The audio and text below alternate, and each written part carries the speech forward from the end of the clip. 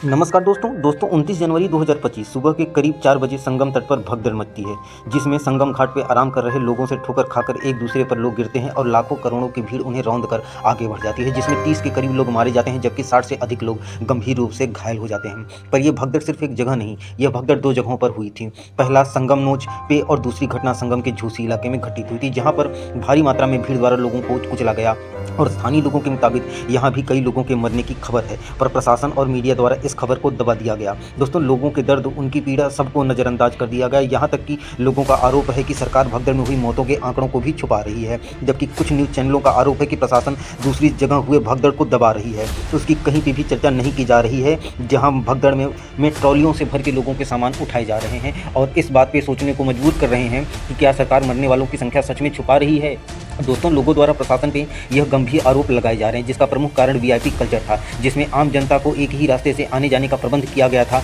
जबकि कुछ वीआईपी लोगों के लिए अलग से एक घाट को बंद कर रखा गया था, जिसमें लोग लगातार विरोध कर रहे थे। जब मैं कुंभ में गया था तब भी यही हाल था। लाखों की भीड़ को इसलिए रोक दिया जाता था क्योंकि कोई करोड़पति वीआईपी दर्शन करने आ जाता था। सेम चीज़ें मौनी अमावस्या के दिन भी घटित हुई, जहां एक घाट को वीआईपी बोल के बंद रखा गया और लाखों करोड़ों लोगों की भीड़ को एक ही घाट से आने जाने के लिए छोड़ दिया गया, जिसके परिणाम स्वरूप 2 जगहों पर भीषण भगदड़ मच गई, जिसमें 30 के ऊपर लोग मारे गए, जबकि स्थानीय लोगों और कुछ मीडिया चैनल का दावा है कि सरकार मारे गए लोगों का आंकड़ा छुपा रही है। पर सच क्या है ये तो कोई नहीं बता सकता, क्योंकि सच को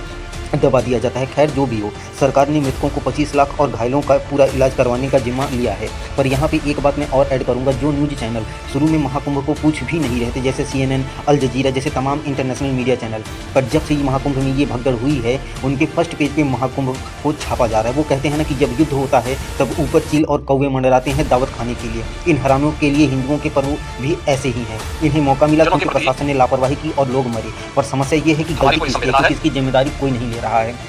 जिस दिन से कुंभ लगा है उसी दिन से वीआईपी दर्शन का लोग लगातार विरोध कर रहे हैं, पर उस पर कोई कार्रवाई नहीं की जा रही है और इतने लोग इसी लापरवाही की वजह से मारे गए, जहां पे प्रशासन की साफ तौर पर गलती है और प्रशासन को अपनी गलती शुरुआत करनी चाहिए। लेकिन हमारे महाकुंभ के आईपीएस अधिकारी ऐसे हैं जिन्हें पता ही नहीं है एक जगह पे भगदड़ हुई है और दूसरी जगह का उन्हें पता ही नहीं है कि उन्हें भगदड़ वहाँ पे हुई भी है। या तो वो झूठ बोल रहे हैं या तो उन्हें वाकई में नहीं पता है, और ऐसा तो हो नहीं सकता कि एक आईपीएस अधिकारी को उसके इलाके के बारे में कोई नॉलेज ना हो। खैर, जो भी है दोस्तों, हादसा बहुत ही निंदनीय और दुखदायक है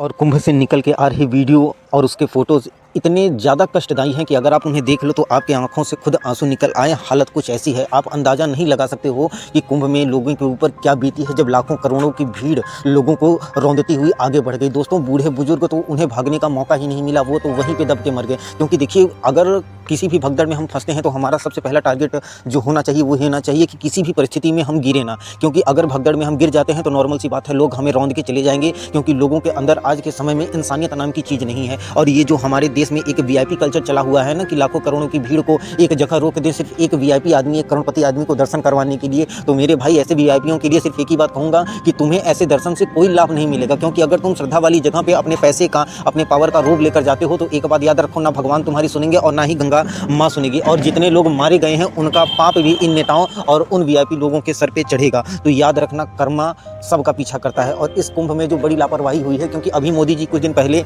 नेहरू जी को 1952-54 में हुए कुंभ में भगदड़ के लिए आरोपी ठहरा रहे थे, तो अब मोदी जी से मेरा ये कहना है कि इस बार 2025 में मौनी अमावस्या के दिन कुंभ में जो भीषण भगदड़ हुई है उसकी जिम्मेदारी मोदी जी लेंगे, योगी जी लेंगे या फिर प्रशासन लेगा? कौन इसकी जिम्मेदारी लेगा? और स्थानीय मीडिया और लोगों द्वारा यह आरोप लगाया जा रहा है कि सरकार भगदड़ में मरने वालों की संख्या को छुपा रही है, लगातार उन्हें छुपाया जा रहा है। और ये भी छुपाया जा रहा है क्योंकि भगदड़ एक जगह नहीं, भगदड़ 2 जगह हुई थी और सरकार के द्वारा बताया